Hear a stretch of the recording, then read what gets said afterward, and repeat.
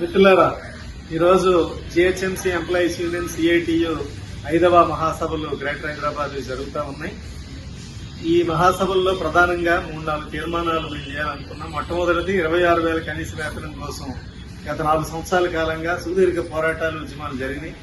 మొన్న జరిగినటువంటి దేశవ్యాప్త సమ్మె జూలై 9 సమ్మెలో కూడా దాదాపు 50% పైగా మొత్తం బంద్ పెట్టుకుని ఆ రోజు సమ్మెలో పాల్గొన్నటువంటి పరిస్థితి ఉంది. అందుకని జిహెచ్ఎంసీ కార్మికులకి 26,000 రూపాయల కనీస వేతనం వెంటనే చెల్లించాలన్న తీర్మానం. అదేవిధంగా గత ప్రభుత్వం ఏదైతే మోసం చేసి, జాప్యం చేసి, డబుల్ బెడ్రూమ్ ఇల్లు ఇవ్వకుండా కాలయాపన చేసి ఆ ప్రభుత్వ కాలం అయిపోయింది. అందుకని ఇప్పుడు అధికారంలోకి వచ్చినటువంటి కాంగ్రెస్ ప్రభుత్వం కూడా 2 ఏళ్లు కావస్తా ఉన్నది.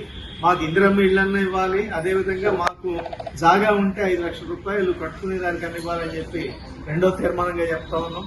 మూడోది రిటైర్మెంట్ బెనిఫిట్లు అనేటటువంటిది ఇవ్వాల్సినటువంటి అవసరం ఉన్నది.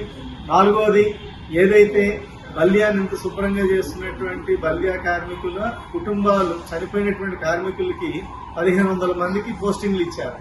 మళ్ళా ఇంకో 1,500 మంది ఇటీవల కాలంలో చనిపోయారు. అందుకని ఆ చనిపోయిన కుటుంబాలని ఒంటరి చేయకుండా వాళ్ళకు కూడా ప్రతి కుటుంబంలో ఒకరికి ఉద్యోగం ఇవ్వాలని చెప్పి అడుగుతా ఉన్నాం.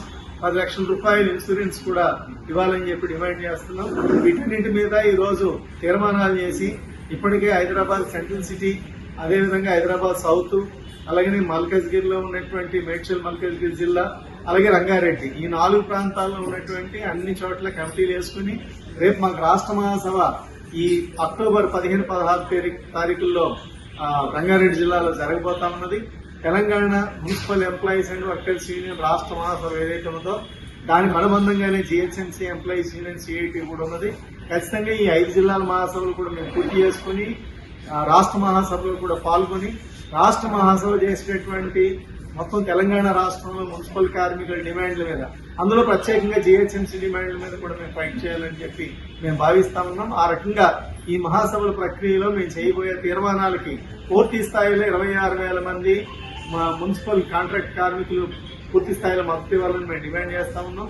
మొత్తం జిహెచ్ఎంసీ పరిధిలో only GHMC employees union CIT మాత్రమే సింగిల్ గా బలంగా అన్ని దిక్కులో పనిచేస్తా ఉన్నది. దాదాపు 2,200 యూనిట్లు ఉన్నాయి. అన్ని యూనిట్లో కూడా మా వాయిస్ వెళ్తా ఉన్నది, మా నినాదాలు వెళ్తున్నాయి. కార్మికులు కూడా నిన్న కంటే ఈ రోజు కంటే రేపు బలం పెంచుకున్న రకంగా కొట్లాడే పరిస్థితి ఉన్నది.